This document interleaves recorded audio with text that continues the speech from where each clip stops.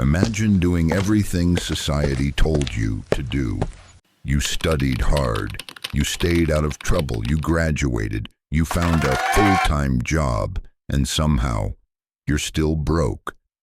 Not because you're lazy, not because you're irresponsible, not because you made terrible decisions, but because the rules of the game changed.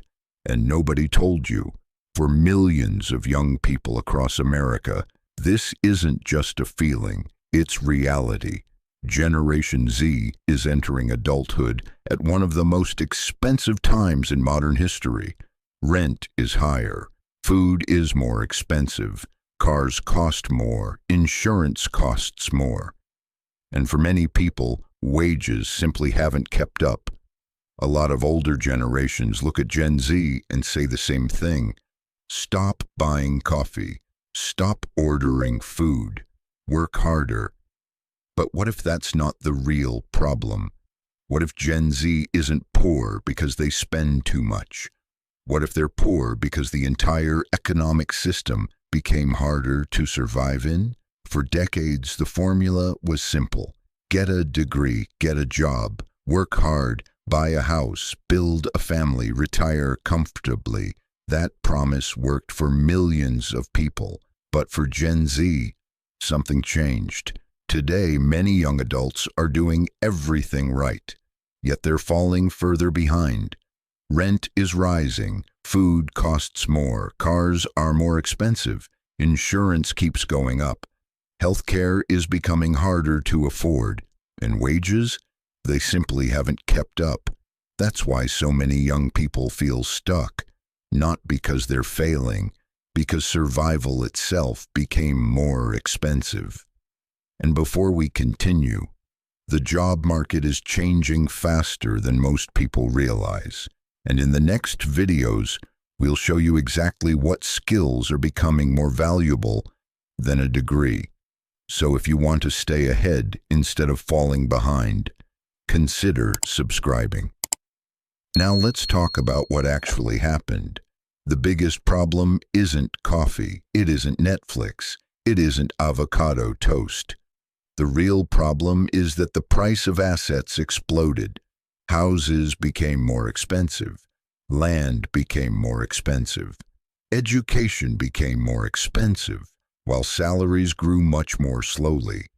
In 1980, the average home price in the United States was around $47,000.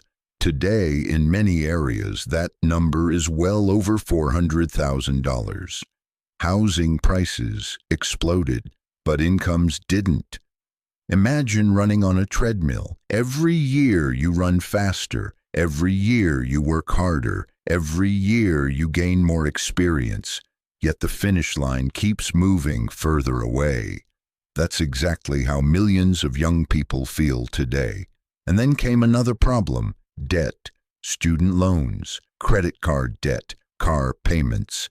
Many young adults start their lives already owing thousands of dollars before they save, before they invest, before they build wealth. They're already paying interest.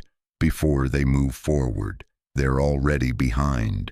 And while previous generations used to spend a smaller percentage of their income on housing, many young adults today spend 30%, 40%, or even over 50% of their income just to keep a roof over their heads.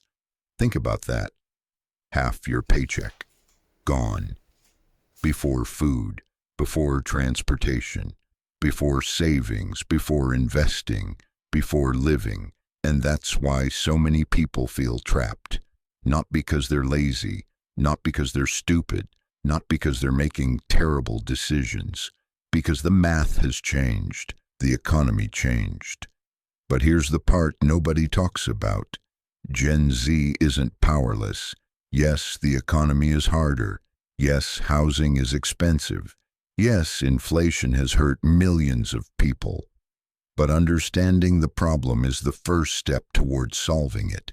The people who adapt usually win. The people who learn valuable skills, the people who understand money, The people who build income outside a single paycheck. Those are often the people who move ahead. The reality is that Gen Z faces challenges previous generations didn't, but every generation faces a different battle. And while this generation may have inherited a tougher economy, it also has access to more information, more technology, and more opportunities than any generation before it. The system changed, the rules changed, the economy changed. And maybe that's the real reason Gen Z feels poor.